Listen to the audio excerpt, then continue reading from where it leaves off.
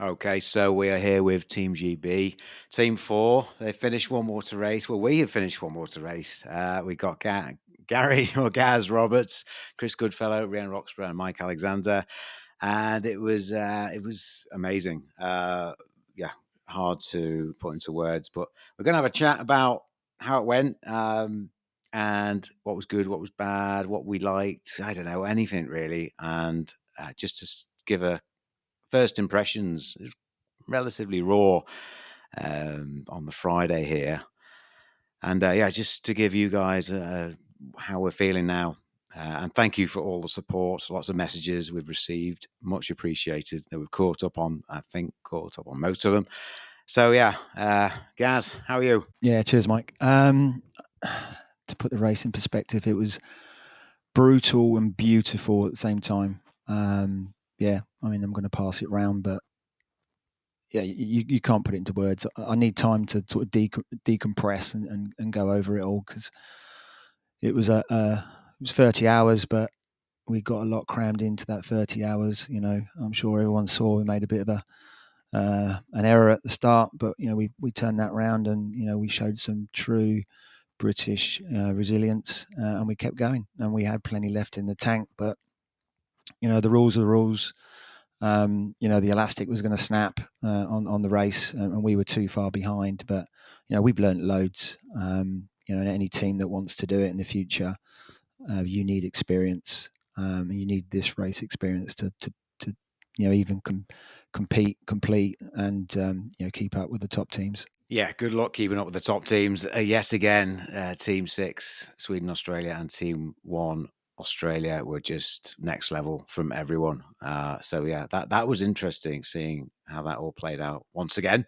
Chris, how are you doing over there? Yeah, good. Thanks, Mike. Yeah, good. Just like kind of Gad says, just trying to take it all in.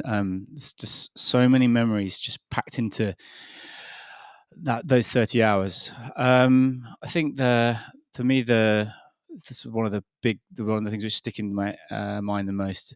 Probably I'm going to say 18 hours in was a bit of a low point for me and we were kind of feeling a bit defeated, and then you know Gaz, you yourself picked us up a little bit, and then I remember just getting a bit more positive energy in the team, swimming through the night, looking at the moon and the stars, and you know I think we saw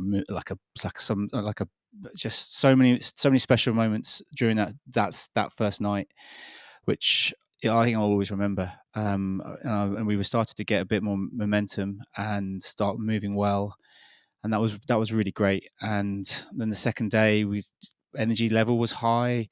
We were making less mistakes. We were moving well, and then yeah, we were swimming well as a team, and the running speed was probably better than the first day. So those are the things which I kind of like at the moment of a standout positive memories for me. And then it was swimming to that last checkpoint, which we knew that was going to be the last point on the race because we weren't going to be able to carry on any further. That was I'll remember that one. Just swimming across, it was a glassy swim, amazing. Annoyingly, I think we all felt really, really good. But yeah, those are my initial thoughts, and yeah, those I'll hold on to those for a long time. Thanks, Chris. Yeah. Just to put some kind of numbers on it, I mean, we didn't have thermometers on any of the swims, of course, but speaking to the other guys, the other teams, and yourselves, particularly the Swedish teams who are experienced in reading these temperatures, they suggested some of the swims were 12 degrees and ranging up to maybe 15. So, yeah, some cold swims. It's not just about the water temperature, but the time in the water, of course. The winds, the air temperature was pretty cold, northerly winds. So, yeah, it was that 4.5K swim was particularly challenging, and yeah, awesome effort. Ree, what's going on over in your corner? Thanks, Mike. Yeah, same as the guys, really, having to kind of just enjoy the moment now. Looking back, it's really hard to not look back and kind of criticize what we did, really, but it's also very important to look at the real positive sides of what we did as well, because you know we did have a low moment because of the error that we made at the beginning. We didn't really give ourselves a chance then to catch up. And so when we realised that how far behind the winners we were, we were about 6 hours behind or something. That was when Chris and I did go into a little bit of a lull, and thankfully you and Gaz managed to pick us out of that, and think more positively about let's just try and see how far we can get in the time frame that we've got, knowing that we will be pulled at some point. And a cup of coffee and a chocolate bar really gave me the energy then to sort of go with that. And we were heading into the night swims, which I was actually dreading because of the coldness of the water. Chris was like putting every item possible on for the swims, which was really making me worry, considering he's normally wearing the least amount of clothes that wetsuits that we are. So that was making me slightly worried, and I had 3 wetsuits on going into one of those swims. But we did, going into that evening, that first evening when it was getting dark and we were going into that swim, in my head I was like, right, let's just do this, let's just do it. And all of a sudden we got into a groove and we were moving really well, and the water was beautiful. I felt like it was warm, and I think the air temperature felt warm. Everything just felt perfect. We were swimming along, really enjoyed it. So all that dread and fear about going in sort of like was like counterbalanced with the calmness of it all, and it was quite tranquil. It was really lovely. That was my favourite part of the race. It was beautiful. And then, like, it just seemed to go really quickly thereafter. Like they said, we were moving better, our transitions were better, our map reading was better. So we were moving forwards, and I felt that we were just getting into the race when they were about to pull us, which was a bit unfortunate, really. Yeah. A lot there to cover with the old. The nighttime was beautiful. It really was. It went calm. The wind stopped at night. It was, the stars were out, and it was just crack on. There was a long way to get back within the 8-hour rule that you might know about. Once the leading team get into stage 4, you've got to be within 8 hours of them, and that was a tough ask to come back from the early mistakes. So, but you came back, and through that night, it did definitely turn, and started moving well. We were still under pressure. There were some good calls made on. Chris mentioned get the Aquasfit long suits on at the right time. We probably didn't think about maybe taking them off before some of the runs. Or there's a lot to learn. There's so much to learn. I think we'll maybe have a little think about if anyone's thinking of doing it, which it is ridiculously mind-blowing, this organization and race. I'll call it a race. But yeah, what did we learn, Gaz? Start us off on the learnings. What did we learn? Definitely orienteering. We needed to up our game on an orienteering front. We spent a lot of time on the physical side, training physically. And I think we came into this race physically prepared, mentally prepared. We did some navigation, but nav and orienteering, as we found out, completely different. I learned loads there. Transitions, we were typical Brits, taking our time, having a cup of tea. We could have obviously sped that up. When you look at the people at the front, they didn't stop. Constantly eating on the move, drinking on the move, and as I said just a minute ago, experience. I think we've done it once now. We know what we did wrong. And as Mike said, if other teams or other people were thinking of doing it, I'll definitely get in touch, because we wouldn't want you to make the same mistakes. And it is an experience race that you take away from. But yeah, I think as a team we work really, really well. There's food. I think we all brought too much food with us. We could have done things better on the move because of the transitions or the exit and entry points. We didn't always get to be with Mike, so he couldn't always give us our next lot of fuel.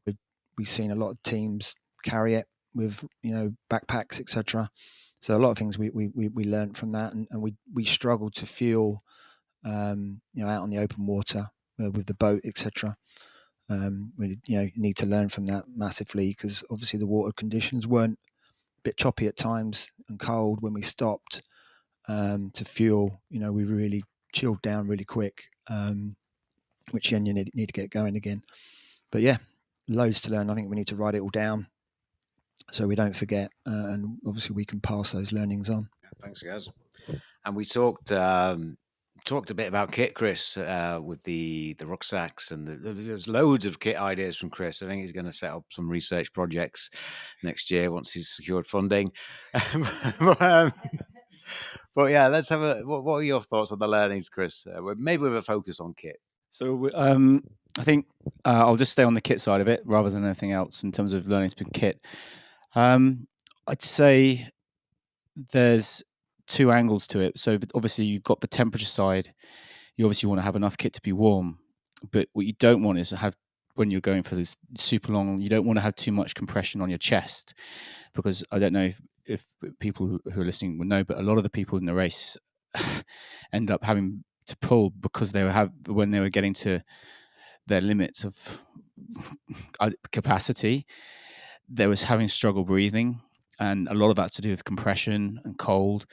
But obviously, so you wear more wetsuits to stay warm, but then that makes it harder to breathe and more compression on your chest. So I felt there was a lot of, came away from here thinking like there's a lot of things we could have done better from kit choice, almost having bespoke kit suitable for this race rather than using lightweight suits and multiple layers. I thought the Aquasphere suit for us served us really, really fantastically well from the start of night one through. And yeah, we should have taken off. Maybe there's points a couple of times we should have taken off, but actually that there's no compression on your chest. It was much easier to breathe, and we stayed at a really controlled temperature throughout the night, and we're able to move consistently. So choosing something which is that choice earlier, I think Marie mentioned I was putting on like a whole load of wetsuits. I think I wore a head sleeveless suit and then an all core on top, and that's 2 lots of wetsuits on my chest to keep warm.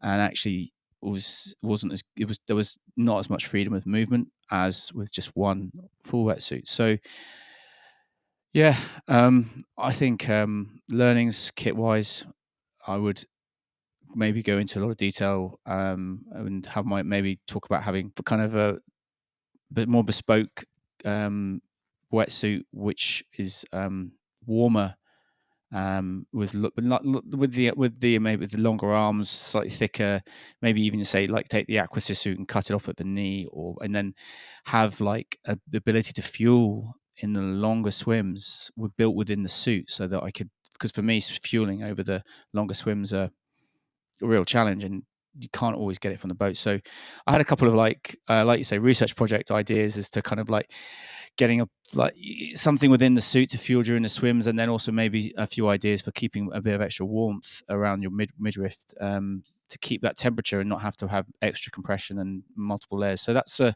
don't want to go into too much of it, but that's kind of a feeling for kit thoughts. Is that fair? Yeah. Yeah, just I don't know if you've caught up with the race, but there were 10 teams on the start line and 2 finished. And just listening to the guys and thinking it over myself, even if everything had gone right and we had all the right, well, we felt we had enough kit, but there's probably kit modifications you could do. We probably, we wouldn't have stayed within 8 hours at stage 4, I don't think. So that just to give a perspective, 10 teams started, 2 teams finished, and they destroyed the field, really. Ree, any more learnings from yourself? Thanks, Mike. After all that, I think Gaz told us all our learnings in one go.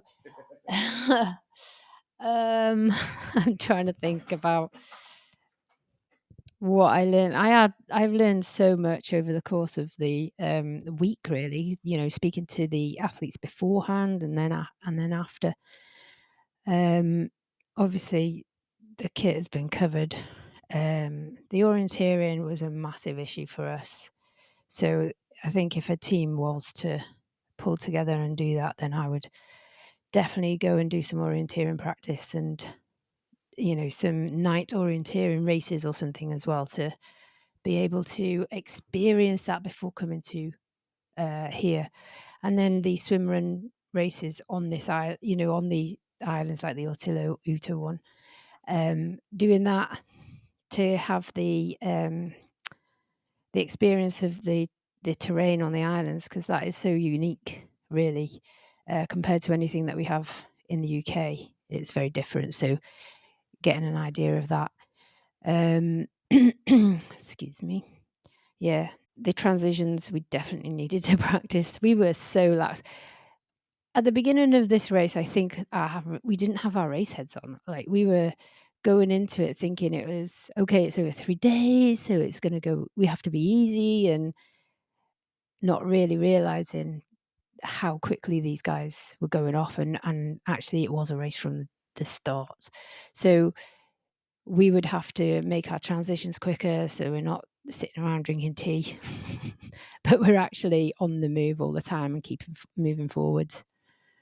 Yeah, Gaz. I think the other thing that we realised quite early on is local knowledge is key. Even for you, Mike, doing the transitions, the exits and entries, you were limited, to we'd put a mark on the map. We're going to go there. See you there, Mike. But then you'd soon realise that we couldn't get there. You got there, and the boat driver said, "No, we can't get there." So local knowledge is key, and I think that's where the advantage comes in. If you've been over here, trained over here, and obviously the teams over here, they live here, so they're doing it all the time, looking at variable options of the route. Obviously, it changes each year, but a lot of it they've got mapped out in their head, and that we lost loads of time, not being in the right place, because the boat couldn't get to us. Load of funny stories that we can cover later, but there's one particular one that sticks in my head that we can talk about. Oh yeah, when the runner, each team's got an ultra runner doing media and some live stuff, and there was a couple of little wading sections that the ultra. Well, we had two different ultra runners. One was happy to get her feet wet, and the other guy wasn't so happy to get his feet wet, so he was abandoned. And we had me and the boat driver had to go and pick him up. So yeah, what happened with that story there, guys? So it goes along the lines of something. We could see that we needed to. You gave us the green light to get in the water, and then you disappeared, Mike. So we don't know where you went, but obviously Chris was leading. We went in, and it was probably 50 meters of swimming to this rock, which we assumed you was on the other side. So we scrambled onto the rock. We walked along, and then Chris was like, "There's Mike over there, big bright white light shining at us." And I'm saying to Chris, "I think that's the runner." And he's going, "No, that's Mike. That's Mike. He's over there." And then we sort of debated it for what felt like forever. And then the guy over with the bright light shining us, he shouted out, "I'm the runner!" So he could clearly hear us debating, who that was over there. So that was he turned his light out in the end. But that was a highlight for me. It was one of those funny moments that we all laughed at. And then, you appeared out of nowhere, Mike, which seemed to happen quite a bit. Yeah, that was a slightly stressful moment trying to pick the runner up. That runner in particular up from that particular point took longer than expected, and I was thinking of you guys. We needed to get to you guys, but we got there in the end. So yeah, the little nuances on the boat are interesting, and that relationship with the skipper was built over time, but initially was something to think about, which is but it was a great experience on the boat and lots to do. Chris, what how was your fueling? Because Chris takes a lot of fuel on salts and anything else he can get his hands on. How did it go on the fueling? Because here we go. Well, for the first generally with the first few hours, I had enough, and I was kind of in my pack. I had like 4 or 5 precision hydration 50-gram chews, and I was taking on those. I think it was a combination. It went so. To start with, it was going really well, and we had getting enough salt in and drinking enough. I think then what happened was we were in the water for long periods of time, and as you mentioned, we were in a really choppy 4K swim, and it was really, really choppy. And I think the guys have touched on the fact that it made it really difficult to take the fuel on from the boat, and everyone was getting cold. So we kind of we were fueling a little bit less on the boat because everyone was cold, and I didn't want to stop to fuel because I knew that everyone behind was freezing. So that meant, okay, I came after the 4K swim. Everyone was cold, and I hadn't had quite enough fuel. And we were still cold going into the run, and we didn't take, and so but we kept wearing what we were wearing, which then meant we got too hot. We didn't have enough fluids with us, or salt tablets with us, or just general energy, which then meant that caused me to kind of get really low on salt in quite early on in the race. So I would say that I made a few mistakes. I didn't take on I should have stripped down to less, put on a waterproof, taken a pack on, taken a big kind of a whole bunch of gels and salt tablets with me for those runs. But I didn't, which meant that by the time we got to you again, I was low on salt, low on energy, which meant I had to spend more time getting everything back onto an even keel. And we did that, and we stayed on an even keel. So fueling was fine and successful throughout the race. And I generally, I felt good, but we had to spend a lot more time stopping to get that back onto a level playing field rather than just fueling more sensibly on the runs, because we were trying to catch up and rush too much. So I think that's a fair summary of how feeling was. Fueling was good, but we spent too much time doing it at the wrong times, and I would end up finding myself in a place where, okay, well, I'm low on salt, so I ended up being slower for a period of time before I got that balance again. And that's just being a bit more methodical and just taking a bit more time before you leave at each swim exit. And that's a real learning for me. Just a bit more time. Don't rush. Okay, we're going to be running. Pack on. Maybe take a wetsuit off, and just take a bit more time. I think that's the biggest thing for me.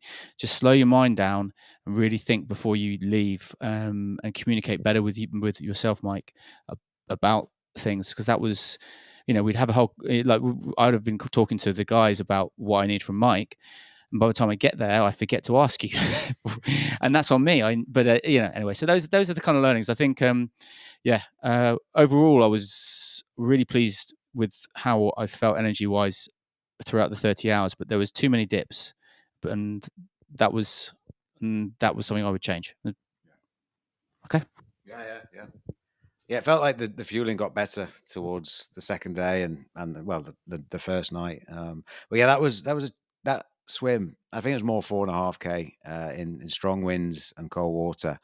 And when we tried to feed, our boat was very big. It was like a garbage truck or something, but it was massive and it had a lot of windage, so it was like a sail really, and it was challenging to when we stopped. And yeah, nearly went over the team. Yeah.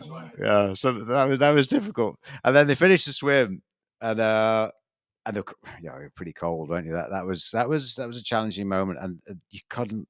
They wanted to get going, and then I got a phone call from race control saying, you need to speed up, or you're going to get pulled pretty fast. It was a stressful moment that time. The boat couldn't stay where it was, and then it had to move around, so I had to run and find him. Yeah, all that. It was crazy that period of time, and then I think it was soon after, not too far after that, calmed down a little bit. But yeah, the whole wetsuit scenario is there's a lot to be kind of digested on that, and not just from our team. I think from all 8 teams, there's quite a few, because of the coldness, the northerly wind, the cold air temperature, the whole scenario around wetsuits and how many layers and where it's thick and where it isn't is a challenge. So maybe someone will crack it in the UK. Yeah. So any highlights? So let's have a look at the highlights. I mean, it was a highlight for me. It was just that the first night, just the team cracking on and staying positive after some low times. Seeing you guys swimming in some of those swims was awesome. There was eagles flying overhead. You probably weren't aware. Sea eagles. There was a moose at one point. I didn't actually see it, but it was on the video. I saw the video. Did you actually see the moose while you were swimming? Wow. Yeah. Yeah. So, yeah. Okay. Gaz, highlights for you. I think there's more highlights for me than lowlights, I suppose. But I think we all agree the night time, was phenomenal. It was just picture postcard perfect. I think we had a live feed for the team. I can't remember if it was going into the night or coming out of the night, but we ended up jumping off a pier at that point and then going off and doing a reasonable swim. But yeah, it was beautiful. Yeah, there's too. I mean, for me, there's too many highlights. The teamwork. You, Mike. Obviously, you pulled us together a few times. The whole team. But the race itself is, you can't really explain it unless you're here. It's military precision, and an eye opener. And there's times, certainly a lot of times when we're up at sort of base camp before it all kicked off, you do feel a bit of imposter syndrome with all these people that have done it before. But everyone was so friendly. That was definitely a highlight for me.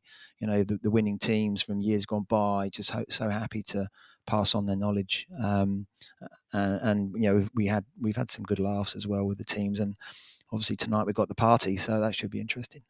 Yeah, absolutely. Yeah, all the teams are awesome and certainly friendly, and the amount of people employed, by this organization is crazy, and it's impressive. Chris, any highlights for you? Yeah, thanks, Mike. I think there was so many. A lot of the people. I love just the being at the days into building the start together as a team, meeting all the other teams. The kind of the atmosphere. It just felt like we were all in it together. All the teams. And then as a team, the biggest highlight though is just working together with the four of us. That was how we worked together and picked each other up, and that was very special. I thought that would be just a couple of moments with just during the first night, second day. I was it was just brilliant. The teamwork there for me was probably my highlight, actually. How we kind of picked each other up and just were working together and smiling and laughing, pushing, trying to push hard through everything. That was really, really special. That would be my highlight. How about you, Ree?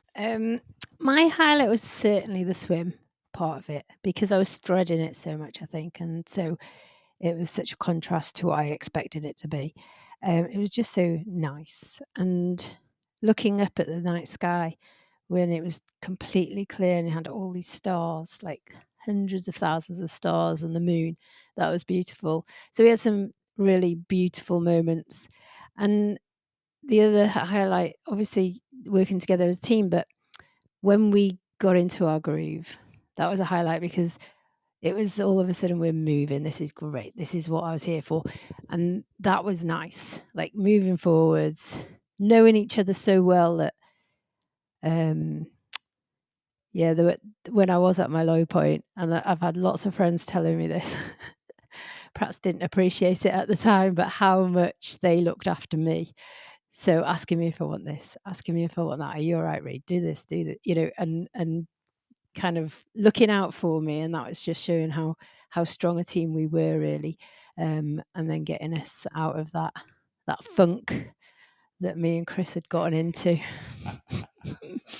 at the same time, which was really hard on Gaz. But he was, as you can see from the videos, he was completely level-headed all the way through, and he managed to pull us out. And then that was it. Just that moment where we just kind of synced. That was great. Loved that. Yeah. It's So I mean, there's not much more to say. But it's really made us realize, I think, teams have come back 3 times, several of them, and still not made it to Danziger Gats, let alone anywhere else. They've done amazingly. But just puts everything in perspective. Like, how hard it is to even get down to stage 5, apart from the 2 teams. When we got picked up, when we'd finished stage at the end of stage 2, and we got picked up, and then we were taken on our speedboat, well, our garbage truck, to the Brigger, which was where the lead racers were, and it took us an hour to get there at speed. That made me realise and sort of appreciate how far, this actual race is. So yeah. Yeah, it's a biggie. So, do you think anyone's going to come back again from us lot? Gaz, what do you reckon? Well, I can't talk for the others, but from myself, as a racer, I'm going to say no. Yeah, I've got other commitments I want to do, and I am getting on the slightly older side of the team. But in another capacity, potentially. But as a racer, no. But I'm more than happy to help other teams. If they want to put a team together, or Mike, if you wanted to put another team together, help in the background. Learn from our mistakes. But it's been beautiful. It's brutal, but I don't think I'll be back as a racer. How about you, Chris? Yeah. This whole the whole event and the people, and just like I've said it a couple of times. It is really special. And I feel like I kind of it would be. I feel like I've kind of done a lot of the hard work in terms of the physical training. I feel like I'm coming away from this going, okay, I didn't get to really push, but I feel like the physical side of it, I've got that capacity to at least take this on again. And I didn't feel like I got the chance to do it this time. So there's that. It would be nice to be able to come back and take it on and get to the point where I'm like, I can't go any further because I've physically reached my limit, because I didn't feel like we got anywhere close. Whether that turns into reality, life, you never know what's around the corner. So yeah, I would never say never, but so that's where I'm sitting. I'd love to have the opportunity to come back and see where my limit is, because I love pushing my limits, and I didn't find it in this event because of other reasons. Doesn't make it any less special. It just, I didn't get to that limit. So I'd love to have that chance to come back and see where that limit is. If that chance arises, great, but we'll see, because it's getting that team together. I wouldn't want to come back if I didn't feel that the team had all of the requirements that we clearly didn't have this time around as a skill set. So it would have to be with the skill set to go with it. Otherwise, we'd probably end up in a similar situation as we are this year, where we kind of don't quite meet the cut in terms of speed moving forward. But yeah, so we'll see. But hopefully. How about you, Rianne? If I was 20 years younger, had no family, or any commitments, then I would love to invest my time and effort into coming back and like just kind of proving to myself how far I could go. So, those that are winning and coming second in this race and coming to the end, it might never be possible for me as an individual part of a team to do that. But it would really be nice to come back and go, right, let's just see how far we go. And obviously try and beat where we got this time round. But, like Gaz, I am at the older end of the spectrum when it comes to this kind of thing. And I feel like it's really, you need that experience, but also you need people who have, that time and that. And when I say time, not just necessarily in the day and the year, but also a few years, so that they could come back again and again and again in order to get further and further, and then possibly end up at the finish. Yeah, some great points there. It's we talked not long ago. It feels like a 5-year project for a new team. So we're obviously a new team, and we, I'd like to be involved again. I'm not sure in what capacity. I know as an athlete, I don't think I've got the capacity to get to the finish within the 60 hours, or it was more so the 8-hour limit of Team 6. But if a team from GB or a few individuals who wanted to form a team, you do have to think about years, I think, to crack the code. And just looking at the evidence, really. And it doesn't seem, I don't know, there's the adventure racing guys in the UK. I know there are quite a few, but I don't feel like they've got the swimming background from the brief interactions I've had with a few adventure racers. And that's what the Australian team do have. They are a top adventure racing team globally. So, and they're very good swimmers as well. And they've got 4 years experience of one water race, even though first year they did it anyway with no one water race experience, but they're special. Adriel, Daniel, Kristen and Johan, they are very special, even more special. There's, they've got strong Swedish connections, of course, living here, and lots of swim run experience and adventure racing experience, mostly from Daniel and Kristen, I believe. So yeah, it's one of those. So yeah, I feel like we'd all say to any GB athletes, would any of us would help any team, and possibly another team would form and apply. There is an application for process that's not straightforward as well. So yeah, it's possible to maybe dream of dancing again and getting to the end, but you won't do it in your first year. It's unlikely, and maybe not the second, not the third. Can you keep going? Can you do it for 4 years, 5 years on the trot? Have you got the time? I don't know, but who knows? There might be individuals out there can form a team that could crack it quicker than we think they could from the UK. It would be nice, yeah. I think if there was another team coming from the UK with the input from the 4 of us, if they performed a team and then they had our input, it wouldn't be equivalent of a year's experience, but it would go a long way to kind of minimizing a lot of the learnings from the first year. So yeah, it would. I think we would all love to be able to help. Even if I'm not part of a team, we would all love to help. Well, any team from anywhere. I love sharing the experiences that I've learned. So yeah, I think taking on advice from the people who have done the race is probably a very wise starting point for anybody thinking of putting a team together. Just for my input, anyway. Yeah, and not there was a few kicks in the balls as well to start with, but getting through those, so you've got to have that experience of a few problems early on, which in adventure racing I think you get, and then the cold side. Anyway, I don't want to go on about all the aspects because we've covered quite a few, but it's just so many in my head we need to write down, I guess, as a team and have that as a record. So yeah, any more races coming up this year, guys? Well, at the moment, I've just kind of come away from this, and I'm feeling like I just kind of had a really good training day in terms of volume and load, and I would love to kind of actually go back out there and put a couple of faster, shorter races together, because I haven't raced that much this year.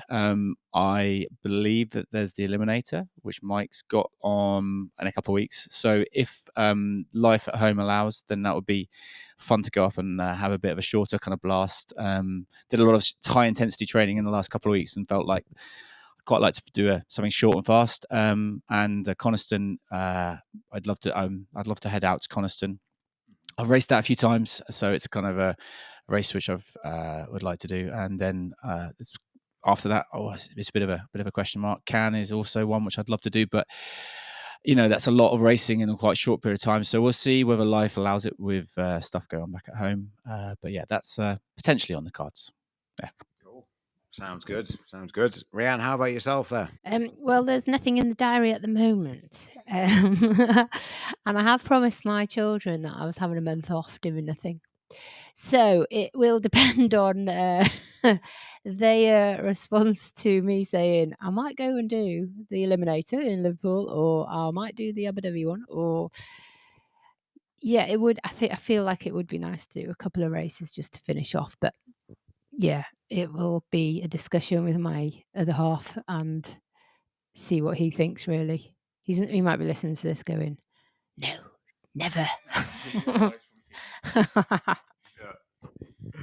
Gaz, how about yourself? Similar to Rianne, no plans at present. Luckily I'm off to Canada with my wife for 2 weeks, so completely decompress and chill out, and then we'll see what's going to happen at the end of the year. But it's been a full-on year. You can't put it into words. How much training we've done for this to get this far, and it was nowhere near good enough. So there'd need to be a lot more training in other elements. But yeah, from a race perspective, maybe we'll see. Cool. Well, I just want to go through just the teams.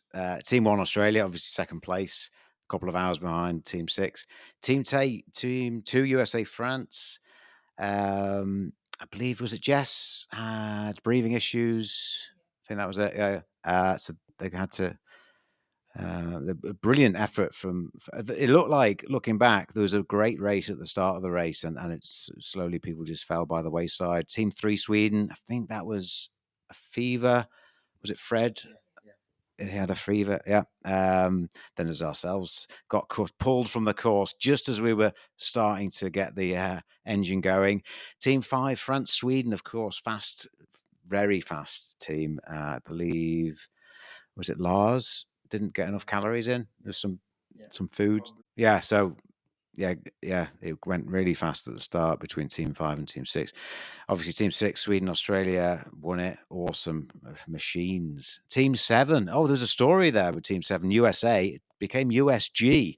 USA and Germany, with Vincent coming in last minute. I think he had like 24 hours notice or something like that to get to Stockholm. Well done, Vincent. Big guy. And yeah, top adventure racer, I believe.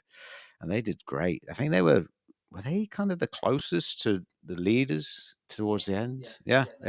They got pulled time wise, but they were awesome. Team 8, Helen Whitmar, of course, Sweden, with was it Pers? So Anders and Alex did great. I think Helen had some breathing issues, but all went really far. Canada, USA, young lad, Canada, Australia, sorry. Was it Murray? Murray had some issues with the breathing. So there's some kind of common things going on here. A helicopter rescue. And Team 10, Sweden, was that the wasp sting? Yeah, so what, Erasmus, was it, got a wasp sting, and he's allergic, had a really bad reaction to it. Fortunately, there were the right people to help at the time, and he got sorted, but he had to go to hospital, and was pulled from the race there. So a lot went on, which we haven't even got our heads around completely. We're looking forward to the party tonight, and yeah, back to kind of the UK soon. So yeah, Eliminators coming up. Liverpool and Abu Dhabi. There's all sorts. There's Survivor. John down in Cornwall's got a race going on soon, a couple of weeks as well. The Gribbin. What else is going on? Coniston, of course, I'll be there racing with Paul Skipper. World Champs is coming up 1st of September, and end of September we got the Survivor down at Neen Park, isn't it? Yeah, as a Kingsman. So loads still to come in the UK, and hopefully see lots of you at the races. There we go, Team 4 GBR. Chris, Rianne, and Gaz. Awesome to work with you for the last couple of years, really, since Lottie got in touch back in 2023, Christmas. We're kind of touching base about a team from the GB, and just, yeah, we did it. We did some of it, but the process to get to the start line was really enjoyable and challenging. I guess one it was awesome, but there's kind of a disappointment in my heart a little bit, because I know how much training the guys did physically. Maybe we focused too much on the physical training than maybe perhaps some other areas.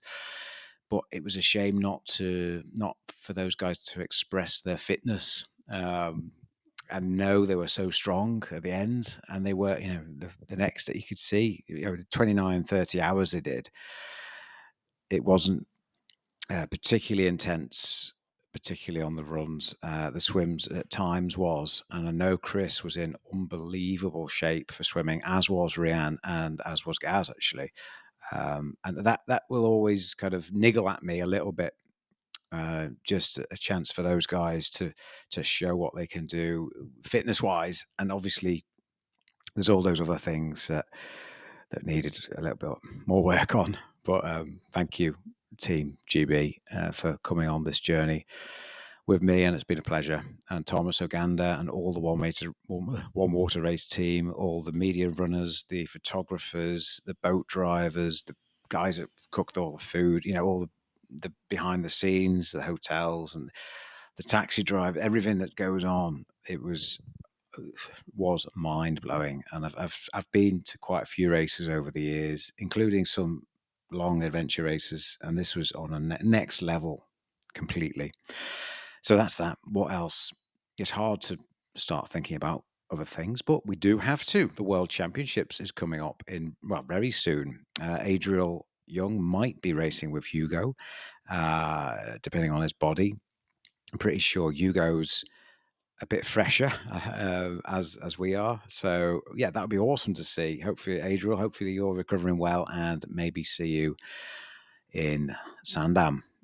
There's a good few teams out there, of course. A few British teams. Look out for those. And we'll see what happens. Heads up, by the way, the water temp. Yeah, it was in the north. I think it was like 13 degrees. That's what it felt like around the first kind of few kilometers around the start. Sandam, I guess, is probably 14 degrees, maybe 15. I'm guessing maybe Uto might be 15 and a half. I mean, it could drop, it could change. It's unlikely to go up, I'd say. So I'd kind of, if I had to guess, I'd say the water temp for the world champs will range between 14 and 15.5. Now, don't take that as gospel, because there's some funny things that go on over in Sweden in the archipelago. Who knows what the wind's going to be? It's too early probably to say. Air temperature I'd say would quite confidently would be below 20 and above 10. That's probably all I'll estimate on that one. The wind could play into it, of course. So that's about it, really. Of course, ARC will have their stall up with things to sell, which is always good if you've got your credit card and you're reckless with it.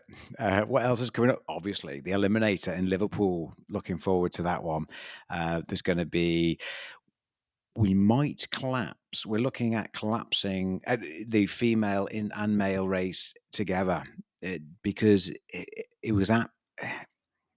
Don't worry, we can tweak the timings a little bit to make sure it's fair on the ladies. But Rianne, of course, is the course record holder for the ladies in the Eliminator in Liverpool, with a couple of sub 18-minute times. Richard Stannard will be on the start line trying to beat Davide Molinario's course record. But yeah, we're going to collapse it together. It was actually more fun when we did that in 2024, and I want to try it again for the September edition. So 6th of September, get signed up, secure your spot. That's in Liverpool. Great place, great city, as you probably know. And then in Abu Dhabi, the Eliminator, that's filling up fast, actually. Recently, got quite a few entries, so get down on that one. That is an awesome course. Really looking forward to that. I'm hoping to compete in that one, but we'll see what happens. I'll probably end up too busy. But yeah, and there's loads of other things. Coniston, I'll be there. You've got the Survivor at the end of the season. Mad Hatter have got an event on the same day as the Eliminator. And Oxford, Swimmer in Oxford have got a race on. Yeah, just check them all out on britishswimrun.org. Good luck to anyone racing at the World Champs. I'll try and find any Brits out there. And yeah, thanks for the messages. Thanks for the support with Team GB in One Water Race. If anyone is interested in forming a team, independent, obviously Doesn't have to doesn't have to have me in it. It'd be better if it doesn't, probably. But reach out if you wanted to ask any questions or a little advice or whatever. It is exceptional. It really is.